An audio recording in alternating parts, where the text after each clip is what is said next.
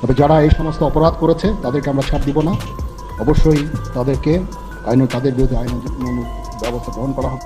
বাংলাদেশে আনসার বাহিনীর আর প্রয়োজন নেই, সংবাদ সম্মেলনে এসে একই বললেন সেনাপ্রধান। ক্রাইসিসে, দেশের যে কোনো ক্রাইসিসে সবচেয়ে বড় লোডটা আমরা বেয়ার করি এবং আমরা করে যাবো ইনশাআল্লাহ।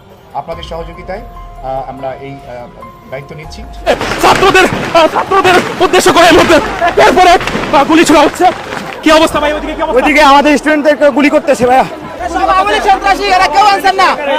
সম্মানিত দর্শক, এবার চাঞ্চল্যকর তথ্য বেরিয়ে আসলো। সম্মানিত দর্শক, আনসার বাহিনীদেরকে নিয়ে এবার চাঞ্চল্যকর যে তথ্যটি বেরিয়ে আসলো এই ভিডিওতে কিন্তু আপনারা দেখতে পারবেন। সম্মানিত দর্শক, অনেক চেষ্টা চালাচ্ছে ডক্টর মোহাম্মদ ইউনূসকে এই ক্ষমতা থেকে সরানোর জন্য সাবেক প্রধানমন্ত্রী শেখ হাসিনা, কিন্তু কোনোভাবেই তারা পারছে না এবং আনসার বাহিনীদেরকে লাস্ট পর্যন্ত তারা ব্যবহার করছে যে ডক্টর ইউনূসকে নামানোর জন্য। এবং আনসার বাহিনী এবং ছাত্রদের সংঘর্ষে একের পর এক সংঘর্ষ হচ্ছে এবং অনেক শিক্ষার্থী কিন্তু আহত হয়েছে। সম্মানিত দর্শক, এই ভিডিওতে আপনারা দেখতে পারবেন এবং তারই পাশাপাশি আরও দেখতে পারবেন যে বর্তমান রাজনৈতিক অঙ্গনের সর্বশেষ আপডেটগুলা এই ভিডিওতে দেখতে পারবেন। তাই ভিডিওটি খুবই গুরুত্বপূর্ণ, না টেনে সম্পূর্ণ ভিডিওটি দেখবেন।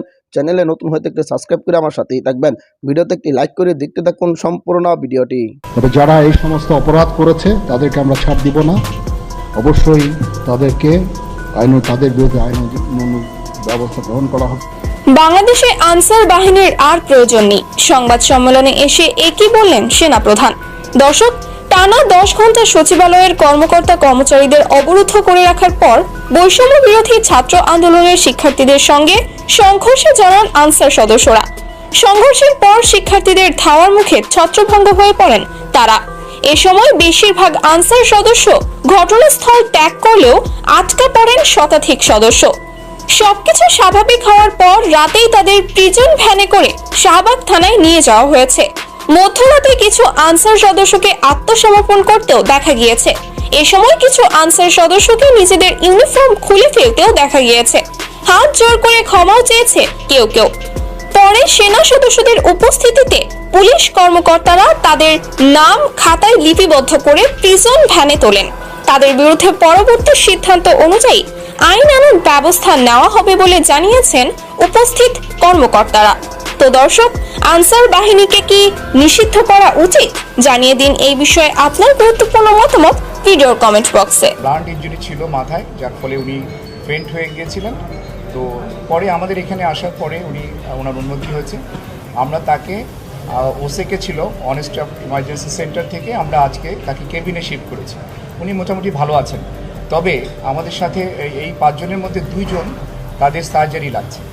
নিউরো সার্জনরা একজনকে অলরেডি ওটিতে নিয়েছেন আর একজনকে নেবেন, আজকেই তাদের সার্জারি করবেন। তো বাকি রুগীরা প্রাথমিক চিকিৎসা নিয়ে চলে গেছেন আর বাকি যে 3 জন আছেন ওরা ভালো আছেন। আমরা ঢাকা মেডিকেল কলেজ হাসপাতাল, আমরা যারা প্রশাসনে আছি এবং আমাদের সাথে যেসব চিকিৎসক নার্সরা আমাদের সহযোগিতা করে, আমরা সবসময় যে কোনো ক্রাইসিসে, দেশের যে কোনো ক্রাইসিসে সবচেয়ে বড় লোডটা আমরা বেয়ার করি এবং আমরা করে যাব ইনশাআল্লাহ। আপনাদের সহযোগিতায় আমরা এই দায়িত্ব নিচ্ছি। আর একটা বিশেষ বিষয় আমি বলতে চাই, আমাদের এখানে এখনও 100 জন ভর্তি আছে। টোটাল 850 জন আমাদের এখানে ভর্তি হয়েছিলেন। 2000-এর উপরে রুগী আসছিলেন, তার মধ্যে 850 জন আমাদের এখানে ভর্তি হয়েছেন। এখনও আমাদের কাছে 100 জন রুগী আছে। এর মধ্যে আইসিইউতে আছে 9 জন আর অন্যান্য বিভিন্ন ওয়ার্ডে আছে। General surgery, orthopaedic, neuro surgery, ENT, এই ওয়ার্ডগুলোতে আমাদের রুগীরা আছে। তো বেশিরভাগ মানে আইসিইউতে যে কয়জন আছে, আপনারা জানেন যে আইসিইউতে থাকা মানে তাদের অবস্থা একটু ক্রিটিক্যাল। বাকিরা আশা করি আমরা তারা সুস্থ হয়ে যাবে। আর আমরা বিনা পয়সায়, বিনা খরচে, আপনারা জানেন যে সরকারি হাসপাতালে সকল ওষুধ এবং জিনিসপত্র সরবরাহ থাকে না, কিন্তু আমরা এই যে বৈষম্যবিরোধী ছাত্র আন্দোলনে আহত যারা আছেন তাদের জন্য আমরা সব কিছু বিনামূল্যে ব্যবস্থা করছি এবং তাদেরকে আমরা নির্দিষ্ট কয়েকটা ওয়ার্ডের মধ্যে রেখেছি যাতে তাদের ম্যানেজমেন্ট বা মনিটরিং বেটার হয়। সেই জন্য আমরা তাদেরকে বিভিন্ন কয়েকটা ওয়ার্ডের মধ্যে রেখেছি। আমি আপনাদের মাধ্যমে সবাইকে একটু আহ্বান জানাবো। আপনারা জানেন যে এই রুগীগুলো বেশিরভাগ বুলেট ইনজুরির রুগী। তো বুলেট ইনজুরি মানে এখানে একটা ইনফেকশনের চান্স থাকে। তো ভিজিটর একটু নিয়ন্ত্রণ করা দরকার। আমরা নিজেরা অনেক সময় হিমশিম খেয়ে যাই। আপনাদের মাধ্যমে আমি সকলের কাছে আবেদন রাখব যে আপনারা রুগীর কাছে যাবেন না, অপ্রয়োজনে যাবেন না। তারা সুস্থ হয়ে যাক, আমরা সেই দোয়া করি, আপনারাও সেই দোয়া করেন। আর তার অ্যাটেন্ডেন্ট হিসেবে একসাথে একজনের বেশি যেন তার সাথে না থাকে, এই ব্যাপারে আপনারা একটু সহযোগিতা করবেন। আচ্ছা, আমরা আপনাদের মাধ্যমে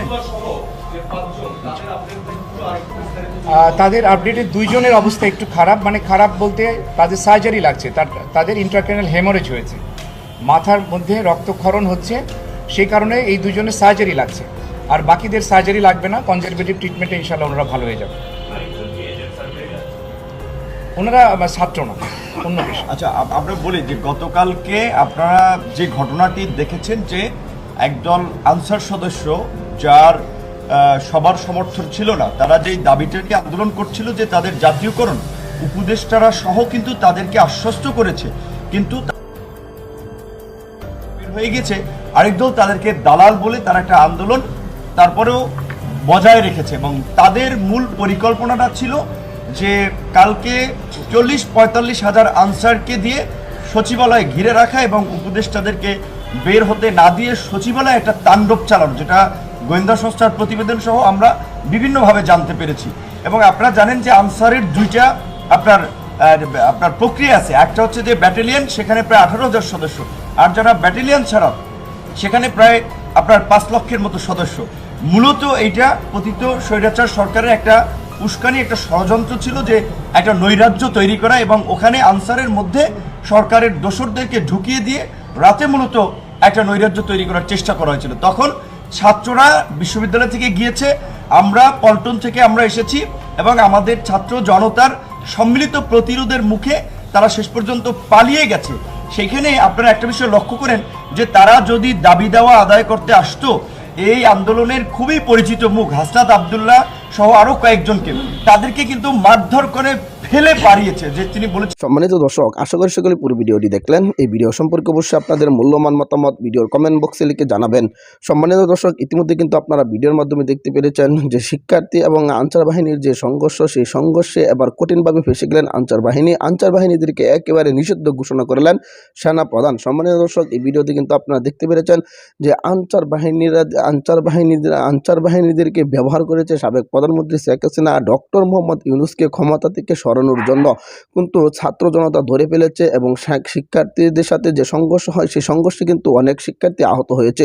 ইতিমধ্যে কিন্তু এই ভিডিওতে আপনারা দেখলেন যে আনসার বাহিনীদেরকে যেভাবে নিষিদ্ধ করেছেন এবং আনসার বাহিনী বাংলাদেশে দরকার নেই বলে তাদেরকে নিষিদ্ধ করেছেন এই সেনাপ্রধান। সম্মানিত দর্শক, এই সেনাপ্রধানের বক্তব্যটি অবশ্যই এই ভিডিওতে আপনারা দেখতে পেরেছেন যে বাংলাদেশের বর্তমান ভয়াবহ পরিস্থিতিতেও তারা তাদের আন্দোলন চালিয়ে যাচ্ছে। ইতিমধ্যে কিন্তু এই ভিডিওতে আপনারা বিস্তারিত দেখলেন। অবশ্যই এই ভিডিও সম্পর্কে আপনাদের মতামত ভিডিওর কমেন্ট বক্সে লিখে জানাবেন। এরকম ভিডিওগুলো সবার আগে পেতে অবশ্যই চ্যানেলকে সাবস্ক্রাইব করে পাশে থাকা বেল বাটনটি অন করে রাখবেন পরবর্তী আপডেটগুলো সবার আগে পাওয়ার জন্য। আজকের মতো ভিডিওটা এখানে শেষ করলাম। দেখা হচ্ছে পরবর্তী কোনো এক নতুন ভিডিওতে। সেই পর্যন্ত ভালো থাকবেন, সুস্থ থাকবেন। আসসালামু আলাইকুম ওয়া রাহমাতুল্লাহ।